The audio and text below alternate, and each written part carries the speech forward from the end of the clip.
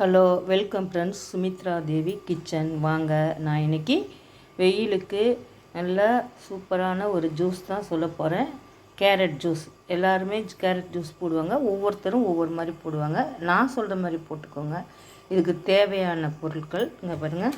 இது நான் 1/2 kilo carrot, ஒரு எலும்புச்சம்பழம், ஒரு துண்டு இஞ்சி.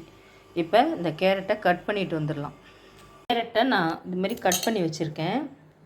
அதில் தோல் எடுத்துட்டேன். ஏன்னா தோல் இருந்தால் அந்த டேஸ்ட் எனக்கு நல்லா இருக்காது. ஒரு சில பேர் தோலோடு போடுவாங்க. உங்களுக்கு விருப்பம்னா நீங்கள் தோலோடு போட்டுக்கோங்க. இஞ்சி தட்டி வச்சுருக்கேன். ஏன்னா ஃப்ரீசரில் போடும்போது சம்டைம் மசியாது. அதனால் ஃப்ரிட்ஜில் வச்ச ஒரு வாட்டர் கேனில் ஐஸ் தண்ணி, தோலை பாருங்கள் சீவிட்டேன் பாருங்கள். இப்போ என்ன பண்ணணுன்னு கேட்டிங்கன்னா, இதில் புழிஞ்சு விடணும்.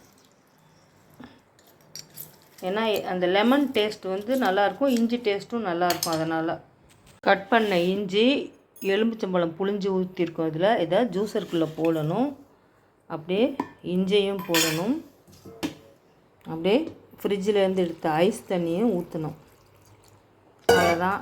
இப்போ நைஸாக அரைக்கலாம்.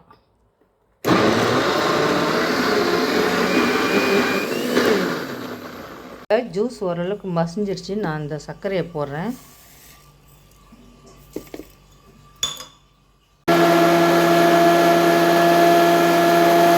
இப்போ நான் ஜூஸை கொஞ்சம் வடிகட்ட போகிறேன்.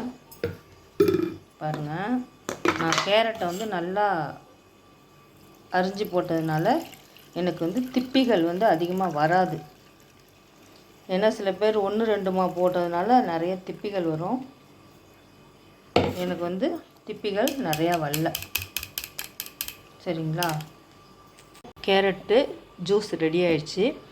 நீங்களும் வெயில் காலத்துக்கு இதுமாரி வெஜிடபிளில் ஜூஸ் போட்டு குடிங்க, ரொம்ப நல்லது. இஞ்சி ஃப்ளேவர், எலும்புச்சம்பழ ஃப்ளேவர், கேரட்டு 3 சேர்ந்து ஜூஸ் ரொம்ப ரொம்ப நல்லாயிருக்கு. எனக்கு தேவையான அளவு நான் சர்க்கரை போட்டிருக்கேன். அரைக்கும்போது ஐஸ் தண்ணி ஊற்றி அரைங்க. ஐஸ் கட்டிங்கிறத விட ஐஸ் தண்ணி ஊற்றி அரைங்க. இந்த பாருங்கள் கேரட்டு ஜூஸ் எப்படி இருக்குன்னு. நான் ஒரே ஒரு ஐஸ் க்யூப் மட்டும் போட்டிருக்கேன். ரொம்ப கூலிங் குடிக்க மாட்டேன். ரொம்ப நல்லாயிருக்கு. நீங்களும் இதேமாரி வெயிலுக்கு செஞ்சு சாப்பிட்டு எப்படி இருக்குன்னு சொல்லுங்கள். தேங்க்யூ.